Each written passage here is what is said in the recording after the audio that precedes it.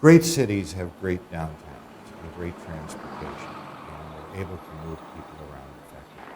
When we look at the Madison region, it really is dependent on, the core is dependent upon the suburbs, and the suburbs are dependent upon the core.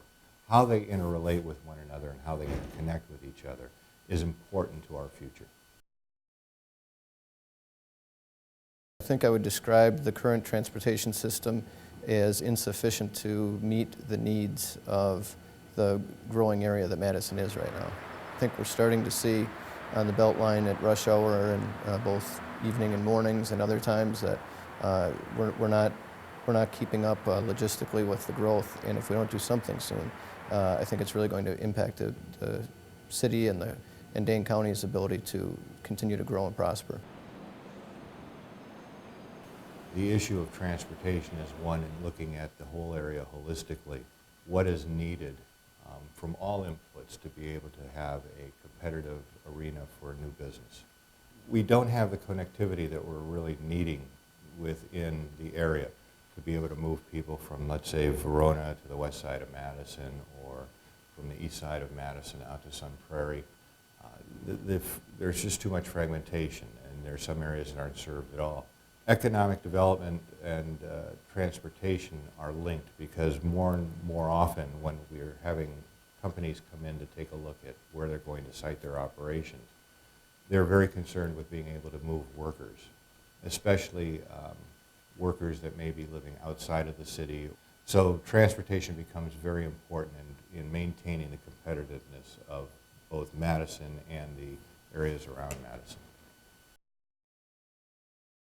If you look at it, we're kind of like a checkerboard, and if any one of the checkers or the squares says we can't afford it, then it has a ripple effect through the whole region. And so a regional transit authority would allow us to look at the whole board and plan for the whole board, not just each square at a time. And it would give us a regional governing body, a regional funding structure, and a regional operating structure. And I think that would help us get towards an excellent transit system. It's a comprehensive, rational approach to the realities of dealing with multi-jurisdictions. Being able to take a look at how the flow of people and the goods and services move around the area, and then being able to have an overlay on that that isn't influenced as much by political process, but is more influenced by the actual need to move forward.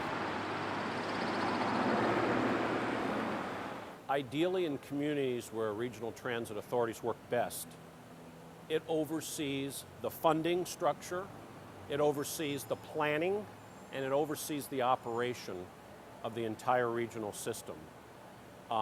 And as I pointed out earlier, the advantage of that, you're going through one budgeting process.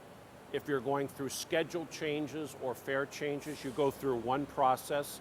It's easier for the community to understand what's going on. It's a better service for the community, and quite frankly, it allows us to serve the community better.